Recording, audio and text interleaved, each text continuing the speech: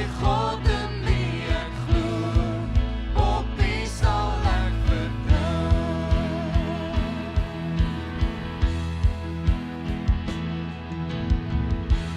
Die wat wag op die redding van die Here, vind al rus in die skadu van die heilige God.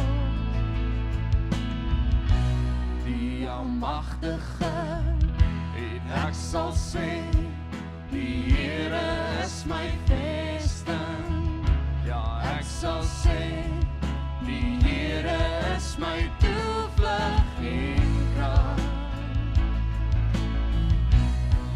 My God wie ek vertrou, is my God.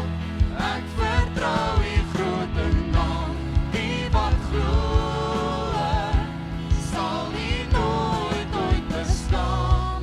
My God in wie ek glo, op wie sal ek vertrou, is my God. Ek vertrou die grote naam, die wat glo, sal nie nooit ooit bestaan. My God in wie ek glo, op wie sal ek vertrou. En dan sing ek Halleluja.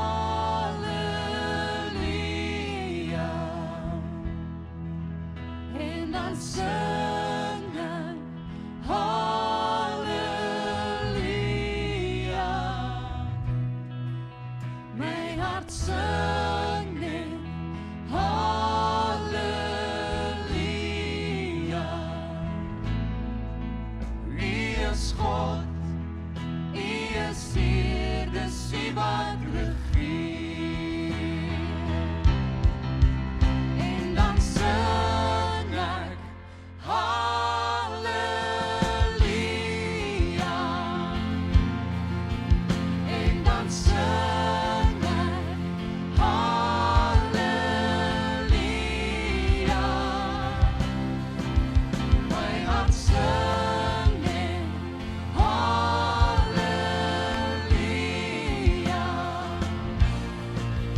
U is God, U is Heer, dis U wat regeer. U is God, U is Heer, dis U wat regeer. Nou Here, wat 'n wonderlike voorreg is dit om vandag hier saam te wees en te bely dat U die Here is. Ons loof U Here dat U besig is om die wêreld te verander en nuut te maak. En dat elkeen van ons uitgenooi word as vriende om deel te word van hierdie beweging. Ons dankie dat ons die gemeenskap is vir wie U geleer het om te bid, laat U wil geskied in die hemel net so ook op die aarde, en laat U koninkryk kom. En daarom bid ek, Here, dat U elkeen van ons sal help om vandag ons regte, egte lewe te vat en te dink hoe dit deel kan word en meer deel kan word van die vriendskap waarin U elkeen van ons uitnooi. Ons dankie dat U lief is vir ons, maar dat U ook lief is vir die hele wêreld. En dat U elkeen van ons stuur om as deel van U familie 'n verskil te maak in die wêreld. En ons wil vra, Here, dat U ons sal help. Ons dankie vir U woorde en ons wil vra dat U deur U Heilige Gees met elkeen van ons sal praat. Geef vir elkeen van ons 'n woord vir hierdie seisoen van ons lewe. Ons dankie daarvoor en bid dit in Jesus se naam. Amen. Goeiemôre van my kant af. Ek wil dankie vir Marleye sê, sy het al die pad van die Wesrand af gery om ons te kom lei. My stem klink bietjie husky. Ek is nog besig om van bronchitis reg te kom, so verskoon my maar vandag. Ek's baie opgewonde om vandag met julle die woord te kan deel. Ons gaan verder met ons reeks oor ikone en ons kyk vanoggend weer na hierdie ene, die ikoon wat bekend staan as Jesus en sy vriend. En jy sal hom daar op die bord sien. Andries het laasweek ook oor hom gepraat, toe hy gepraat het oor die frustrasie van delegasie. Nou hier is die wonderlike nuus. Jesus noem jou sy vriend. En as sy vriend, word jy saam met hom en ander vriende uitgenooi op avonture om die wêreld 'n beter plek te maak. En dit is die sin van die lewe. Iemand het eendag dit so gesê, hy het gesê, God se droom is dat hy 'n groep vriende sal bymekaar maak, wat in sy liefde leef, mekaar liefhet en die wêreld verander. En dis waarop ek en jy uitgenooi word. En ons het nou, hierdie is die 3de keer wat ons na hierdie skets kyk. Ek wil net gou weer 'n paar goed uitlig. Soos wat ons na die skets daar kyk, is Jesus aan die regterkant. Jy sal sien, hy dra 'n groot boek wat die 4 evangelies simboliseer. Jesus het nie ore nie. Andries het laasweek ook daarna verwys. Die disipel of die vriend aan die linkerkant, hy het ore. Jy sal sien, hy het so klein perkamentjie, so hy dra ook die storie verder, en dan pragtig is Jesus se arm rondom hierdie vriend. En dan die deel wat ek wil uitlig vandag, is as jy kyk na Jesus se oë, die een aan die regterkant, sal jy sien, dat sy een oog is op sy disipel, en dan sy ander oog is in die wêreld in. En hierso is waar hierdie ritme begin sin maak. Baie Christene se lewe saam met Jesus het nog nie volwassenheid bereik nie. Hulle is soos 2 tieners wat nou net in 'n verhouding ingegaan het. Ek weet nie of julle dit al gesien het nie, maar wanneer tieners verlief raak, verdrink hulle in mekaar. Ewe skielik is dit al waarvoor hulle tyd en energie het. Dis nie net tieners natuurlik nie. Enige romantiese verhouding werk so. Die 2 persone draai na mekaar toe en dis asof die wêreld net uit hulle 2 uit bestaan. En ongelukkig is dit so dat baie Christene se verhouding met Jesus in daai selfe fase vassit. Dis asof hulle dink dis net hulle en Jesus. Maar wat in 'n gesonde verhouding gebeur, is 2 persone wat mekaar liefhet, draai langs mekaar en kyk saam uit na die wêreld toe. En dis waaroor hierdie gaan. Ons praat in hierdie ritme oor die skoene en die feit dat God lief is vir die hele wêreld en my en jou ook uitnooi om die wêreld lief te hê. En ons doen dit, soos Andries laasweek mooi gesê het, nie sonder Jesus nie. Die uitdaging is dat ons saam met Jesus kan gaan en deel kan word van die avontuur om die wêreld 'n beter plek te maak. Nou vandag gaan ek ons deur 'n teks vat uit die boek van Johannes. Ons gaan omtrent so 10 verse daar saam lees uit Johannes 20 en dan gaan dit hier op die bord vir ons sit. Ek gaan gou iets verduidelik van hierdie teks.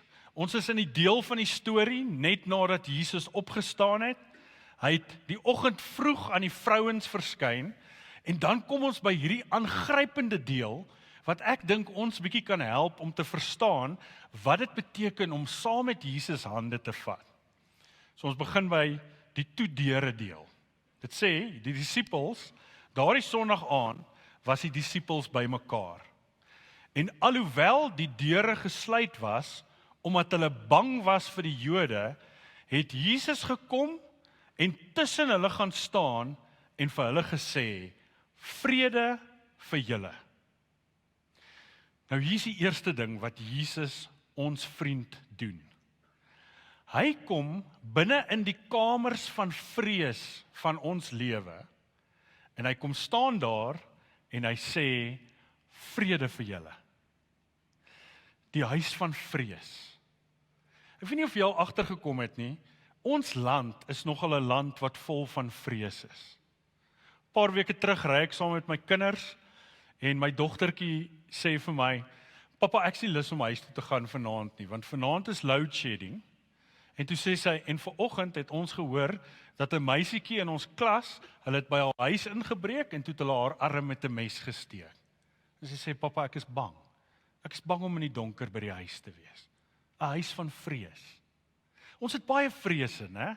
Party van daai vrese is fisiese vrese, party van daai vrese is emosionele vrese. Baie mense se grootste vrees is om te sterf. En die goeie nuus wat Jesus vir ons vriend vir ons kom sê, is niks kan jou skei van my liefde nie. Nie eers die dood nie. Is die wonderwerk van die Christen evangelie is dat ons vir ewig sal lewe. En hier kom Jesus, die disippels is bang, want hulle, Rabbi, Jesus, was doodgemaak deur die owerhede, en hulle is bang dieselfde ding gaan met hulle gebeur. En Jesus kom binne in daai kamer van vrees in. Dit maak my baie keer hartseer, wanneer ek vind dat Christene, wat die storie van die blye nuus moet ken, nog steeds dink, dood is erg. Dietrich Bonhoeffer is een van my helde. Hy's 'n ou wat opgestaan het teen Hitler en die Nazis. En toe hy ter dood veroordeel is, toe hy die oggend in die tronk vir die mense in die tronk vir wie hy gepreek het, hierdie gesê. Hy het gesê, "Soon someone will come to you and tell you that I am dead." Toe sê hy, "Don't believe a word about it, because right then I will be alive as I have never been before." Die evangelie sê dat Jesus kom binne in ons diepste vrese in, binne in daai kamer, en hy sê, vrede, vrede vir julle. Nou die woordjie wat daar gebruik word, is 'n woordjie wat in Jesus se tyd baie bekend sou gewees het. Dis 'n Hebreëse woord, shalom. En dit beteken dat God het 'n droom vir jou hele wese. Want ek en jy is die vriende van Jesus wat vir ewig gaan lewe. Ons is daai mense wat Jesus sê, kom, ek en jy kan 'n vriendskap vorm wat vir altyd is. En so hier kom Jesus, binne in die huis van vrees, en hy lei en nooi sy disippels uit en sê vir hulle, kom ons gaan van kamers van vrees na kamers van volheid. Kamers waar daar vryheid is en waar jy kan leer om regtig te leef. Nou Jesus doen dit, die volgende deel, deur hierdie te doen. Dit sê in die teks, dat toe hy by hulle kom staan, lees ons, het hy gesê, nadat hy dit gesê het, wys hy sy hande en sy sy vir hulle, en toe, die disippels was baie bly toe hulle die Here sien. Hier's wat Jesus doen. Hy sê vir sy disippels, die ergste wat die duiwel en die Romeinse owerhede na my kant toe kon gooi, het ek oorwin. Hy sê, hier staan hy. Dis maar klein letsels, want ek het die ewige lewe gegee. En hier's wat gebeur in 'n vriendskap met Jesus. In 'n vriendskap met Jesus kry ek perspektief waar ek begin leer waaroor die lewe werklik gaan. Die lewe gaan oor 'n verhouding met God en om God te ken. En ons het dit nou so mooi gesing in die woorde van Retief Burger waar hy sê, niks kan my van die liefde van God skei nie. Hier kom Jesus. Dis eintlik nogal 'n funny scene. Jy weet, as jy 'n fliek hiervan maak. Jy kan imagine die disippels is bang in hierdie kamertjie, want hulle is bang hulle word doodgemaak. En hier kom Jesus en hy sê, surprise, ek lewe, vrede vir julle. En ek dink elkeen van ons het dit nodig. Ek lewe baie keer in kamers van vrees. Kom ek vertel julle een hiervan. So 3 jaar terug, 'n paar van julle weet, het ek 'n hartaanval gehad. En ek het die week 50 kilos gehardloop en die maandag nie te lekker gevoel nie. Dokter toe gegaan, toe sê hy vir my, hoorie, jy het klaar 'n hartaanval gehad, môre moet ons oop hartchirurgie doen. Ek was bang. En daai aand, toe gelukkig lê daar een van daai blou Gideons Bybeltjies langs my bed en ek maak hom oop by Matteus 14 waar Jesus op die see loop en waar hy vir sy disippels sê, moenie bang wees nie. Moenie bang wees nie. En die Here sê vir my, Tom, dit gaan nie om wat gebeur nie. Jy hoef nie bang te wees nie.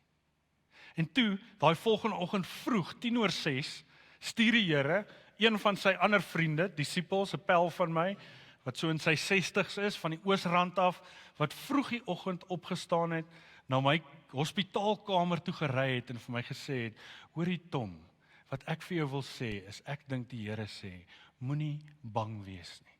Ek is by jou. Een van Jesus se name is Immanuel, God by ons. En ons baie keer sulke kamers wat by my opkom, né? Kamers van vrees, wat maak dat ek nie in vriendskap met Jesus kan leef nie. En ek dink een van die belangrikste dinge om te doen vir ons is om te begin identifiseer, wat is hierdie kamers? Wat is hierdie vrese wat maak dat ek nie regtig op die avonture saam met Jesus kan lewe nie? En om dan te weet, Jesus staan daar reg in die middel, langs my, en sê, moenie bang wees nie, ek is by jou. Dan doen Jesus hierdie, ongelooflik. Jesus sê vir hulle, vrede vir julle, sê hy weer vir hulle. Nou kom ons stop net gou 'n bietjie hierso. Hierdie is nou die tweede keer wat Jesus vir hulle sê, vrede vir julle. En ek weet nie of julle bietjie soos ek is nie, maar vir my om in vriendskap met Jesus te leef, kom ek agter ek luister nie altyd so lekker na my vriend Jesus nie. En Jesus weet dit gelukkig. En hy werk oor en oor met sy disippels en herhaal, so hy sê vir hulle, vrede vir julle, weer 'n keer. En dan sê hy hierdie, soos die Vader my gestuur het, stuur ek julle ook. Ja, onthou, hier sit hulle bang in die kamer, hulle is vreesbevange, want hulle is bang hulle word doodgemaak, en nou sê Jesus vir hulle, wat ek wil hê julle moet doen, is om uit hierdie kamer van vrees 'n skreefie van die deur te begin oopmaak, sodat ek julle hier kan uitstuur. Maar dan doen hy hierdie, nadat hy dit gesê het, blaas hy oor hulle, en hy sê, ontvang die Heilige Gees. As julle vir mense hulle sondes vergewe, word dit hulle deur God vergewe, en as julle dit nie vergewe nie, word dit nie deur God vergewe nie. Nou Johannes skryf hierso, en 'n goeie Jood in Jesus se tyd sou dadelik heeltemal teruggerewind het na die begin van die storie, in Genesis 2, waar God die stof vat, en hoe hy blaas in die stof, en het sê, die mens het 'n lewendgewende siel geword. Hier kom Jesus, hy sê vir hulle, moenie bang wees nie. Ek is by julle, ek skryf julle in 'n nuwe storie in, en ek inspireer julle. En is pragtig, né? Die woordjie inspireer beteken letterlik om ingeblaas te word. Ons het in Afrikaans mooi manier hieroor te praat. As ons moeg raak, sê ons, ek gaan op vakansie, ek gaan bietjie wat skep. Asem skep. Of ons sal vir iemand sê wat nou ewe skielik verskriklik hard werk, ons sal sê, "Jo, dit wil vir my lyk asof jy 'n tweede asem gekry het." En hier's wat Jesus doen. Is hy gee vir sy disippels 'n asem. Hy sê vir hulle, ek is by julle, julle hoef nie bang te wees nie, vrede vir julle. Ek vat julle uit hierdie kamer uit, en dan gee ek vir julle inspirasie. Nou een van die dinge wat ek dink hartseer is van baie Christene, is hulle kan baie keer lewe op inspirasie wat oud is. Dit klink so. Ja, in 2008 was ek by die Mighty Man Conference gewees. En toe het die Here my verander. En wat van hierdie week? Wat van gister? Sien, mense het hierdie getuienisse waar hulle vashak in die plekke waar die Here hulle geïnspireer het, wat nie sleg is nie, maar dit is nie iets wat aanhoudend is nie. En hier's iets in hierdie teks wat ek wil wys. Johannes skryf dat hulle met die Gees vervul word, maar in Handelinge 2 lees ons, dit was eers 50 dae na Jesus uit die dood uit opgestaan het. So baie ouens wonder nou, maar wat gaan hier aan? Hier's wat ek dink. Ek dink Johannes wys ons net daarop, dat 'n volgeling van Jesus se lewe gedurig moet oop wees, sodat jy geïnspireer kan word deur die Gees op nuwe maniere. En die vraag wat ek en jy moet vra, is wat inspireer my? Want jou inspirasie gaan maak in wie se storie jy inleef. Dit gaan maak vir wat jy jou asem gebruik. Maar baie Christene het 'n kort asem. Laat my dink aan die joke. Is eintlik 'n blond joke, maar Lolly, my vrou, is 'n blond, so ek sal dit maar vertel as die kaalkop joke. Hierdie ou sit by die werk, kaalkop ou, en hy het oorfone om, en sy baas sê vir hom, haal af daai oorfone. Hy haal die oorfone af, 4 minute later val hy mors dood neer. Die baas kan nie verstaan wat aangaan nie. Tel die oorfone op, hy luister, haal diep in asem, haal diep uit asem. Haal in asem, haal uit asem. Nou die ding van hierdie is, ek en jy het inasemings die hele tyd, wat ons dan 'n asem gee vir 'n spesifieke reis. En as ek nie my lugweë skoon hou nie, en my lewe laat inspireer deur God, Jesus en sy Gees nie, dan gaan ek ander gifstowwe in my lyf inkry. Ek gaan geestelike asma ontwikkel. Vir baie jare het ek op een van my Bybels hierdie prentjie gehad. Ek was mal daaroor want dit het baie gesprek losgemaak. Mense was so half, hoor jy's 'n dominee en wat 'n weird prentjie het jy hier op jou Bybel. En dan kon ek vir hulle sê, ag, dankie dat jy vra. En vir hulle verduidelik dat ons wêreld het stikstowwe wat ons lewens vernietig. En wat maak dat ek teruggaan in hierdie huise van vrees in. Maar die Bybel is soos 'n masker wat vir jou vars nuwe suurstof gee, sodat jy op 'n ander manier kan wandel en op 'n ander manier kan leef. Nou kyk gou wat gebeur hierso in hierdie teks. Jesus kom na hulle toe. Hulle is bang. Hulle is in hierdie kamer. Hy sê vrede vir julle. Hy sê ek is by julle. En nou sê hy ek stuur julle. En kom ons kyk wat gebeur verder in hierdie teks. In die res van hierdie teks kry ons te doen met 'n ou met die naam van Thomas. Hy staan bekend as Thomas die ongelowige. Nou kom ek sê vir julle, ek dink daai is een van die badste labels wat ons nog ooit vir iemand gegee het. En ek gaan vir julle vertel hoekom. Kom ons lees wat gebeur. Thomas, wat ook Didimus genoem is, een van die 12, was nie by die disippels toe Jesus gekom het nie. Die ander disipel sê toe vir hom, ons het die Here gesien. Maar hy sê vir hulle, as ek nie die merke van die spykers in sy hande sien, en my vinger in die merke van die spykers steek, en my hande in sy sy steek nie, sal ek nooit glo nie. Nou hier's 'n paar gedagtes wat ek wil vra, of 'n paar vrae. Hoekom was die disippels nou weer binne in die kamer? Hulle was bang. Wie was buite die kamer? Thomas. So is hy bang? Nee. So hier leer ken ons dadelik iets van hierdie ou se karakter en persoon, né? So hy kloek nie hier saam met die ander in 'n kamertjie nie. Hy's daar buite. So ons kom iets agter hier van sy persoonlikheid, né? Nou hier's 'n pragtige ding wat Johannes met hierdie storie doen.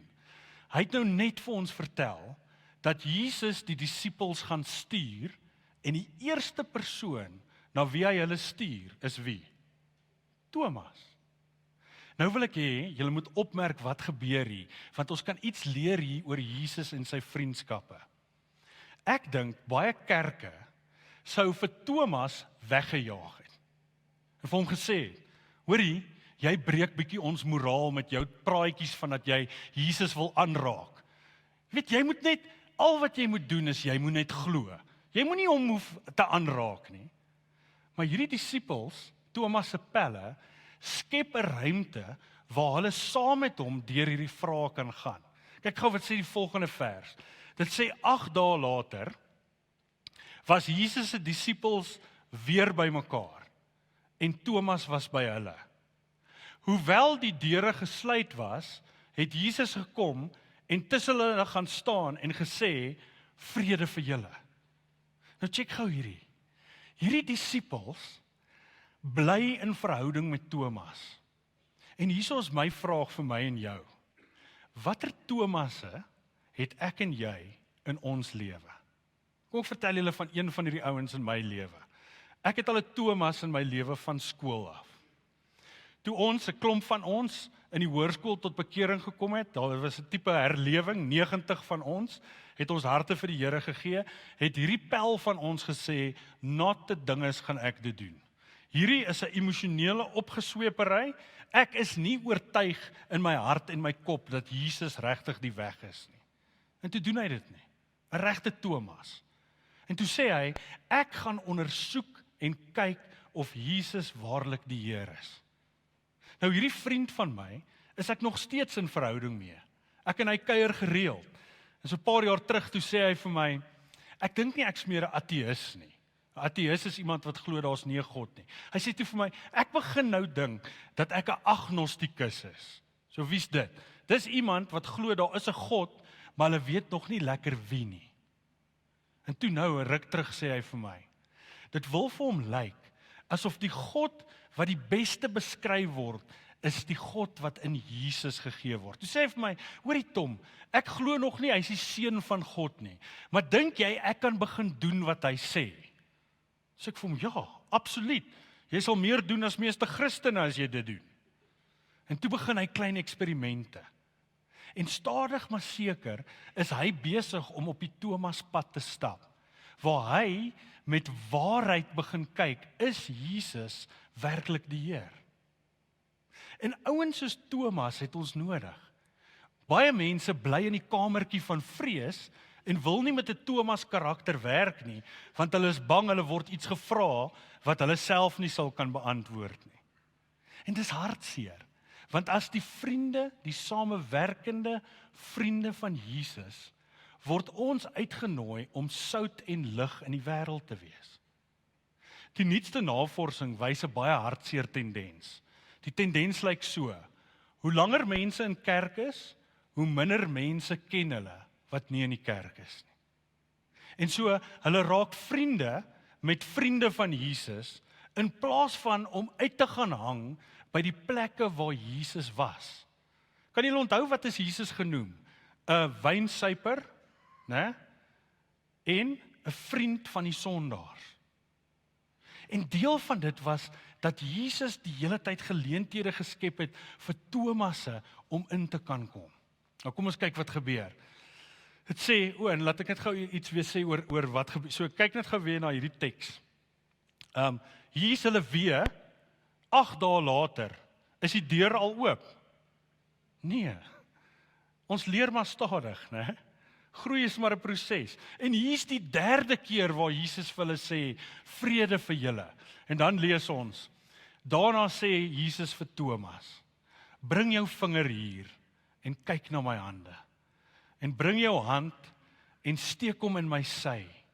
En moenie langer ongelowig wees nie, maar wees gelowig.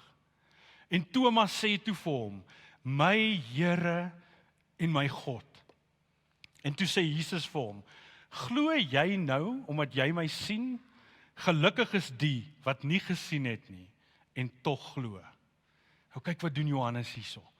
So nou sê hy vir ons, die disippels is gestuur en hulle gaan na Thomas toe. En nou bly hulle by Thomas en skep 'n ruimte waarin hy kan glo.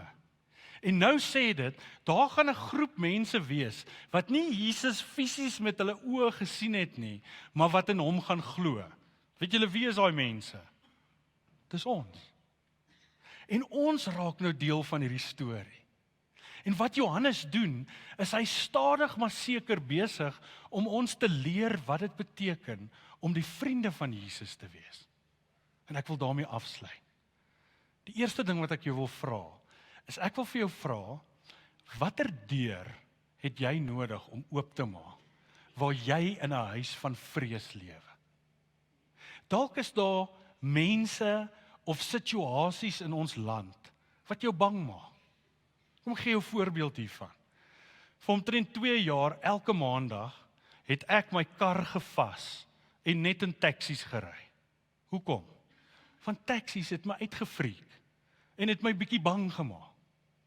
En toe maak ek daai deurtjie oop, sodat ek kan leer wat dit beteken om soos 40% van die ander mense in ons land te ry. Nou sê ek nie jy hoef hierdie te doen nie. Ek wil jou net wys dat iets binne in my verander het.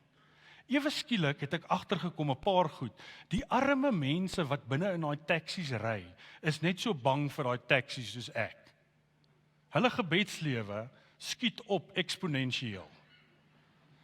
'n ander ding wat ek geleer het in daai taksies is, en dit is ongelooflik, is hoe baie mensies in daai taksies op hulle selfone sit en Bybel lees. Hulle is besig om inspirasie by God te kry. Eendag, die eerste diens vertel, ry ek saam met 'n tannie, sy sit langs my, en so halfpad deur die rit raak sy aan die slaap, en haar kop is op my skouer. Nou, in die beste van omstandighede is dit vir my ongemaklik. En toe sy wakker word, vra vir haar, hoekom is jy so moeg? En sy vertel my hoe sy 4 uur in die oggend in vereniging moes opstaan, Johannesburg toe moes ry, gegaan het vir 'n job interview en hoe daai ou vir haar gesê het, jy kan die werk kry, maar dan moet jy 4 uur weer terug wees hierso met al jou goed. En so sy die dag spandeer, stories. En so deel van om enige deurtjie oop te maak, is dat ek stadig maar seker leer, hoe lyk dit om oor my vrees te kom, omdat Jesus sê, vrede vir jou. Dalk lyk dit vir jou so hierdie week. Dalk is daar een persoon by jou werk, wat jy merk op, dag na dag, dat hierdie persoon alleen lyk. En jy wil eintlik met daai persoon praat, maar jy's bang.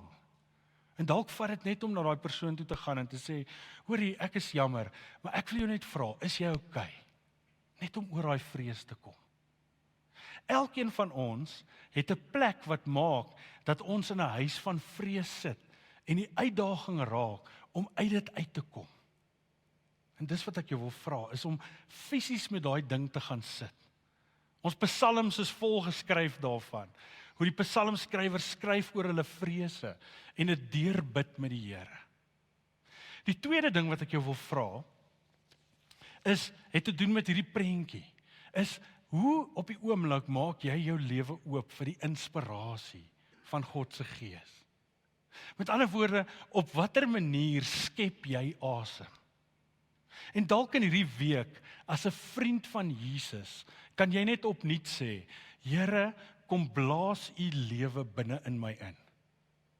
Dit mag dalk vir jou so eenvoudig wees, as om in hierdie week elke dag 10 minute in stilte te sit en net 'n gebed te doen wat sê, kom o Skepper Gees, help my en blaas in my en maak my oë oop vir u lewe.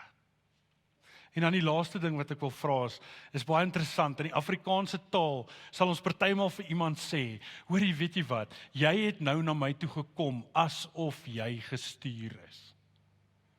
En hierdie week kan dalk 'n avontuur raak, waar jy ook 'n gestuurde in iemand anders se lewe raak. Elkeen van ons is op hierdie avontuur. Die avontuur van uit die kamer van vrees, saam met Jesus, geïnspireerd, gestuur te raak. En ek gaan vra, Marley, hulle gaan 'n liedjie sing, en terwyl ons na die liedjie luister, wil ek jou vra om net te dink, watter een van hierdie bewegings het jy tans in jou lewe nodig? Dalk het jy nodig om uit die kamer van vrees te kom. Dalk soos hierdie lied sê, het jy nodig om net gevul te word weer met nuwe asem. En dalk is daar iemand wat jy reeds weet, hierdie persoon word ek na toe gestuur. Kom ons luister en dan dink jy oor wat jy hoor.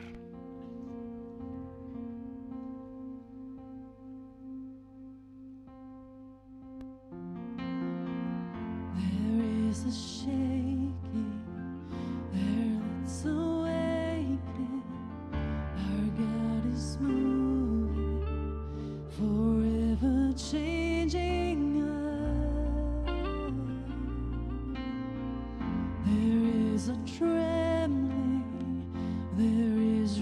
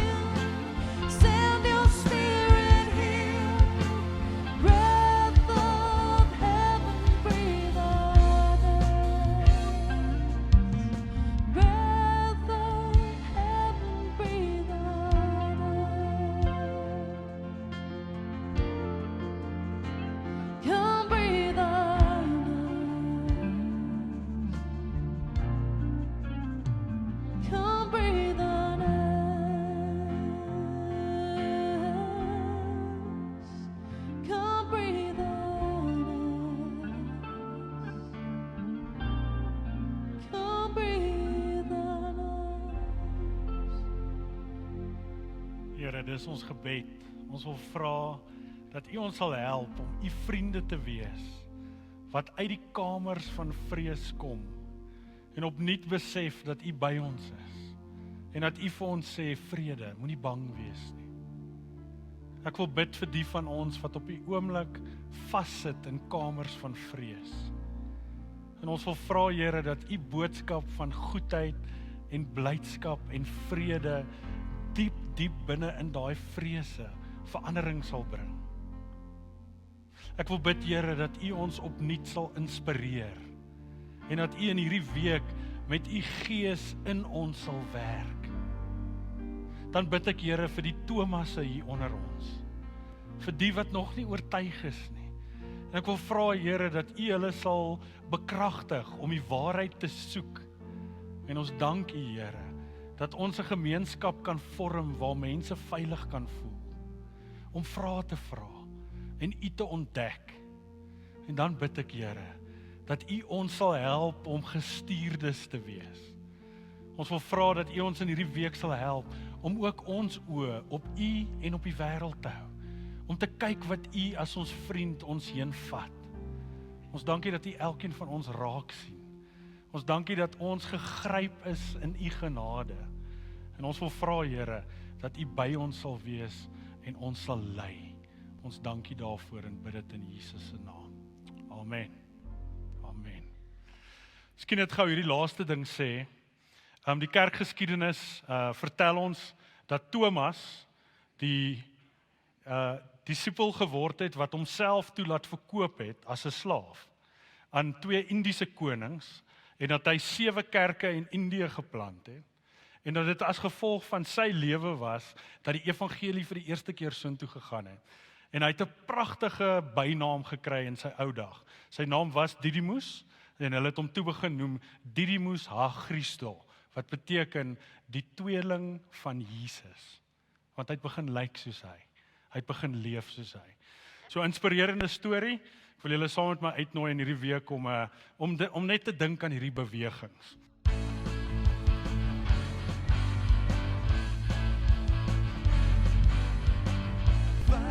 Gebroken woorde, mooier as die akkoorde, klink de tyd oor die ewigheid.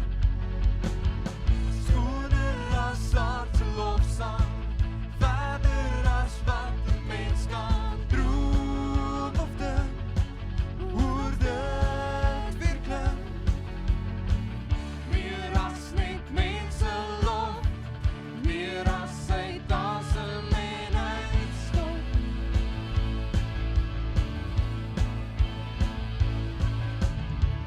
Styf daar een suiwer lied, aanbidding uitgegiet, net voor ons. Laat die klippe juig, laat die skepping skree, laat die kranse lyk heel saam die antwoord gee. Laat die berge sing, laat die hemel buig, en laat ons lewens ewig saam getuig, sal nie stil bly nie.